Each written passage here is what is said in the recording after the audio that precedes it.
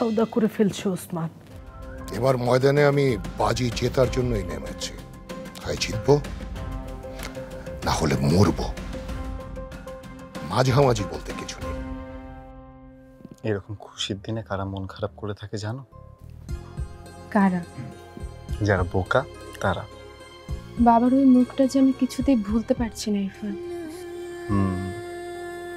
তোমাকে আমি সব ভুলিয়ে দিচ্ছি।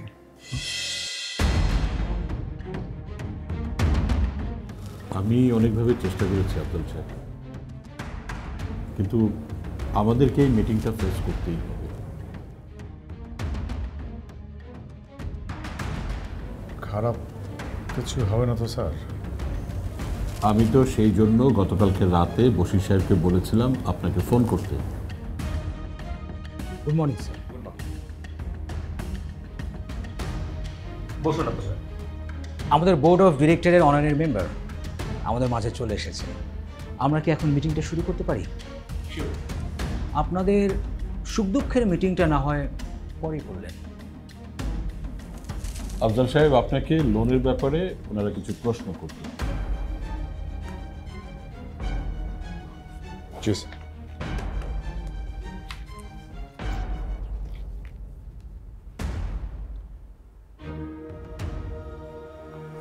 আচ্ছা আফজাল সাহেব,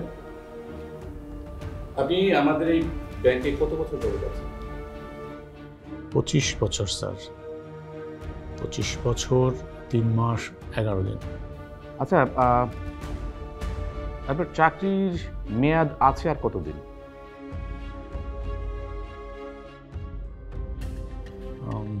5 বছরের মতো বাকি আছে। ভুল আফজাল সাহেব। বয়স অনুযায়ী আপনার চাকরির বাকি আছে আর 4 বছর 8 মাস 19 দিন। আপনি এতগুলো বছর যে সেক্টরে সুনামের সাথে কাজ করে গেলেন, সেই সেক্টরকেই ফাঁকি দিতে চাচ্ছিলেন? না স্যার, না। আমি জানি স্যার, চাকরির মেয়াদ 5 বছর না থাকলে লোন অ্যাপ্রুভড হয় না। তবে কি ভেবেছিলেন যে এইচআরের চোখ ফাঁকি দিয়ে 5 কোটি টাকা হাতিয়ে নেবেন? আপনি কি জানেন একজন ব্যাংক কর্মকর্তা হিসাবে আপনি একটা বেআইনি কাজ করেছেন? আপনারা ব্যাংকের লোক হয়ে যদি এসব করেন তাহলে আমরা বাইরের মানুষকে কি করে বোঝাবো? পলাশ, আপনি ব্যাংকে নতুন জয়েন করেছেন। এইচআরে আপনার পোস্টিং হেড অফিসে, যার জন্য আপনার সাথে কোনো ইন্টারাকশন হয় না। আফজাল সাহেব আমাদের অনেক পুরনো এবং বিশ্বস্ত একজন কর্মী। তার মতো একজন মানুষের সাথে কথা বলার সময় আপনার মেজাজ এবং বাক্য সংযত রাখতে হবে। সরি স্যার, আসলে কোনো অনিয়ম, অবিচার, দুর্নীতি দেখলে আমার মাথা ঠিক থাকে না। ব্যাংকের অনিয়ম রোধ করাই তো আমার কাজ। আপনাদের ব্রাঞ্চে কি হয় সেটা আমি জানি না, তবে হেড অফিস থেকে আমার উপরে কঠোর নির্দেশনা দেয়া আছে। সেখানে কে কত পুরনো এবং অবশ্যই বিশ্বস্ত সেটা বিবেচনা করার কোনো প্রয়োজন নেই। এই যে এই কাগজে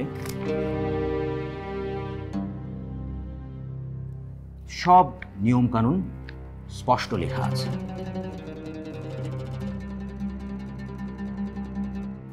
আফজাল সাহেব, আমার মনে হয় এই বিষয়ে আপনাকে আর কিছু খুলে বলার প্রয়োজন নেই। বোর্ড থেকে আমাকে পাঠিয়েছে আপনার লোনের বিষয়টা খতিয়ে দেখার জন্য। আপনি পুরনো মানুষ, আর আমাদের ম্যানেজার সাহেব নিশ্চয়ই সব কিছু জেনে বুঝেই আপনার জন্য সুপারিশ করেছেন। তাই আমি এই বিষয়ে আর জল ঘোলা করতে চাচ্ছি না। আমি ব্যাপারটা এখানে ক্লোজ করে দিচ্ছি। আই এম সরি আফজল সাহেব, ব্যাংক আপনাকে লোনটা দিচ্ছে না।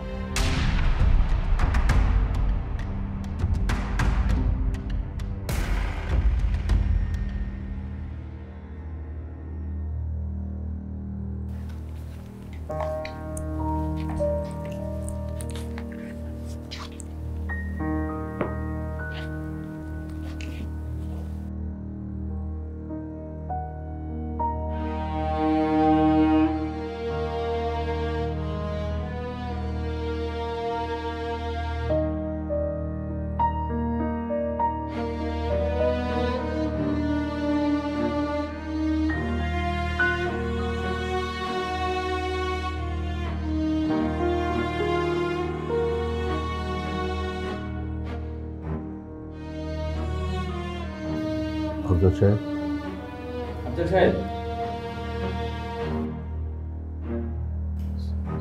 স্যার আপনি তাহলে আসুন।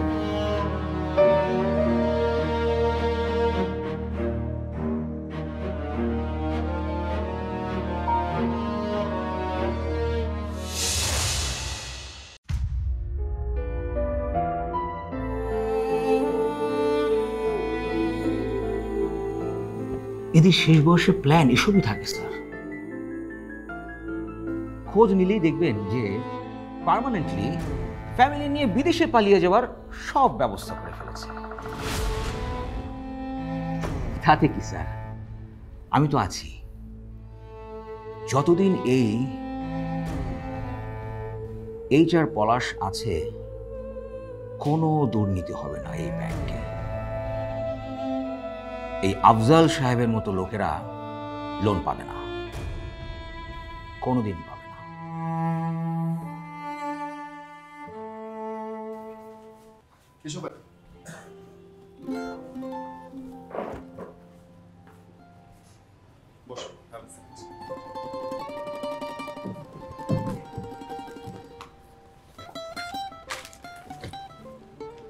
আচ্ছা বাড়ি কি খাবে তাড়াতাড়ি বলো তো, আমার কিন্তু প্রচন্ড খিদে পেয়েছে। ও খাওয়া দাওয়া শেষ করে আবার জুয়েলারি কিনতে যেতে হবে, শাড়ি কিনতে যেতে হবে। আচ্ছা আগে শাড়ি কিনবে না জুয়েলারি? এক কাজ করি, আগে আমরা শাড়ি কিনি, শাড়ি কিনে তারপর শাড়ির সাথে ম্যাচিং করে বাদ বাকিগুলো কেনা যাবে। কি বলো তুমি? কত কিছু তো কিনলাম সকাল থেকে,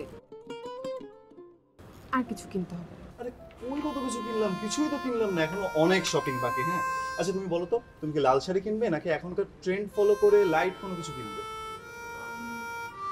এক্সকিউজ মি স্যার, স্যার কি খাবেন? বাড়ি তোমার যা খুশি অর্ডার দাও। মেনুটা প্লিজ।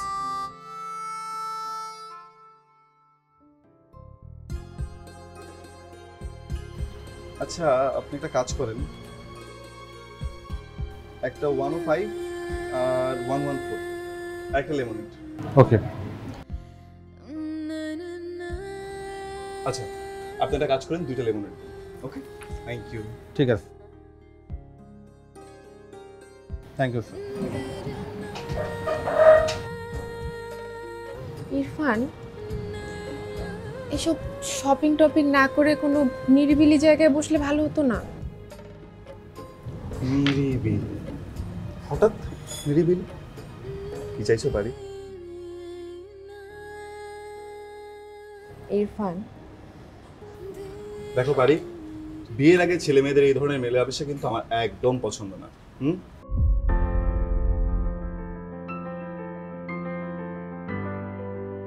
আচ্ছা ঠিক আছে, তুমি যখন চাইছো তখন আমি নিরিবিলি জায়গায় যেতেই পারি। একদম ভালো হবে না বলছি কিন্তু। আরে আমি আবার কি করলাম? আমি তো আমার প্রিয় মানুষটার ইচ্ছে পূরণের জন্যই। Excuse me sir.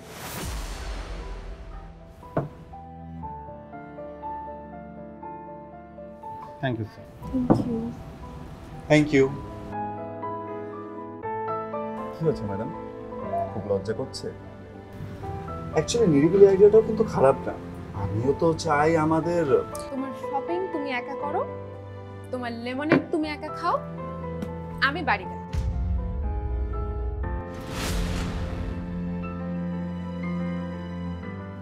পারি, আর তো কয়েকটা দিন, তারপর প্রেমিকা থেকে সরাসরি বউ হয়ে যাবে। তখন কি আর পারবো বলো এরকম চুটিয়ে প্রেম করতে? কেন বিয়ের পরে তোমার আর প্রেম থাকবে না বুঝি? থাকবে, কিন্তু তখন তো সব ছেলে এক। আমি জানি বিয়ের আগে অনেক প্রেম, আর বিয়ের পরে শুধু খবর দেয়। ছাড়ো। এক্সকিউজ মি ম্যাডাম, ওইদিকে তো এক্সিট না, এক্সিট তো এইদিকে।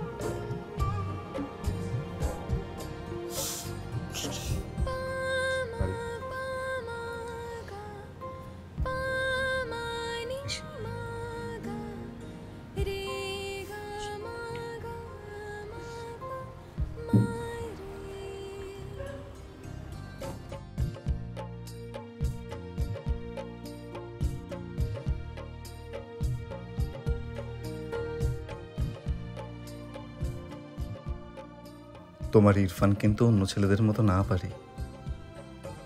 আমি তোমাকে এখন যেমন পাগলের মতো ভালোবাসি, বিয়ের পরেও একই রকম বাসবো পারি। আমি তোমার সাথে এক জীবন কাটাতে চাই, তোমার সাথে সূর্যোদয় সূর্যাস্ত দুটোই দেখতে চাই। তোমার সাথে আমি বৃদ্ধ হতে চাই, তারপর তোমার কোলে মাথা রেখে আমি মারা যেতে চাই, কিন্তু তোমার আগে। কারণ ইরফান পারিকে ছাড়া তার নিজের অস্তিত্ব খুঁজে পাবে না।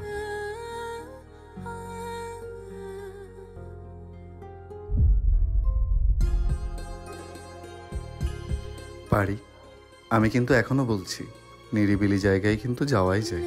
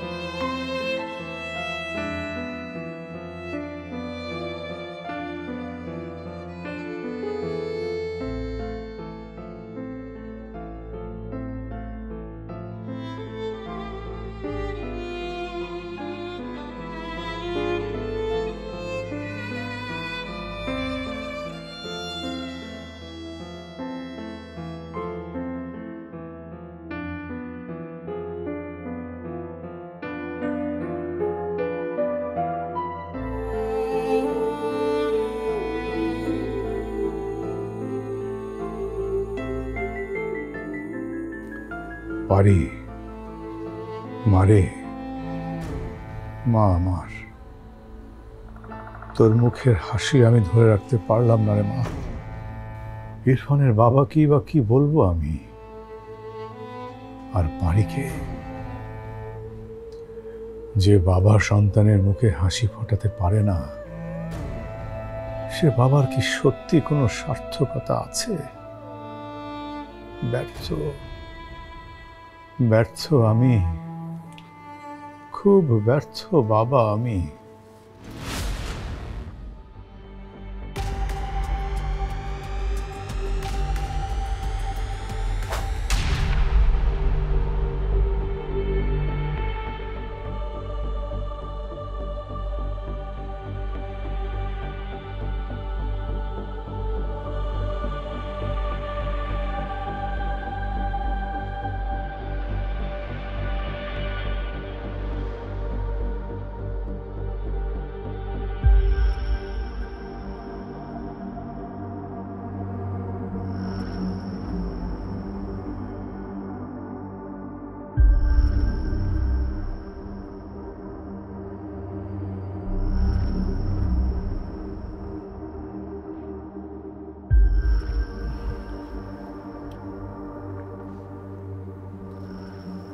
সরি স্যার, খেয়াল করিনি।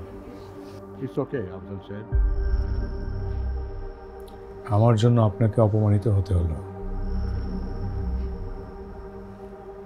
আপনাকে বিপদে ফেলা আমার উচিত হয়নি। না না আফজাল সাহেব, আমি বরং আপনার কাছে সরি।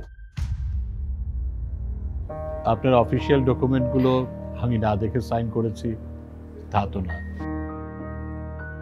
বরং আমার জন্য আজকে আপনাকে অনেক কিছু শুনতে হলো যা আপনি ডিজার্ভ করেন না। আপনার অ্যাপ্লিকেশনটা আমি রেখেছিলাম একটা স্পেশাল কেস হিসাবে। এটা তো অসম্ভব কিছু না, আমার এতদিনের ব্যাংকিং অভিজ্ঞতা তাই বলে। কিন্তু এই নতুন অফিসারটা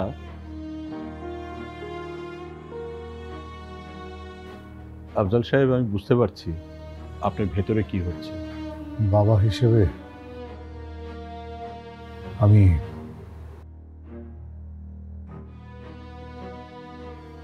হেরে গেছি স্যার। আমাদের মতো মধ্যবিত্তদের বারবার হেরে যেতে হয়। এভাবে ভেঙে পড়লে তো চলবে না আফজাল সাহেব, দেখবেন একটা না একটা উপায় বের হবে। আমি কিছু ভাবতে পারছি না স্যার। আপনি পারছেন স্যার? কোনো উপায়, কোনো সমাধান?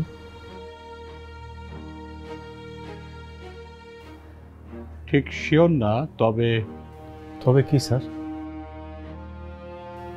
স্যার আমাকে বলবেন প্লিজ। স্যার আমার লোনটা ভীষণ দরকার। আমার বাড়ি মায়ের সব খুশি। আমি আপনাকে জানাবো আফজাল সাহেব, আমাকে একটু সময় দিন। ভাবি ভাবি ভাবি, তুমি যত যাই বলো আমি এসবের মধ্যে একদমই নেই। তারা, এটাই তো বয়স ছেলেদের আঙ্গুলের ডগায় ঘোরানোর। আর যদি সেটা হয় পারমিতার ভাই। আজকের ব্যত্যয় দেখেই বিস্মিত হচ্ছে। ওরে বাবা, মুখে দেখি কথাও আছে। আচ্ছা ঠিক আছে, চেষ্টা করে দেখেন হয় কিনা। Good morning sir. মর্নিং। ফোনে সম্ভবত আমাদের আসার কথাই কেউ বলছিল আপনাকে। আসলে না চাইলেও আমরা আসতে বাধ্য হলাম।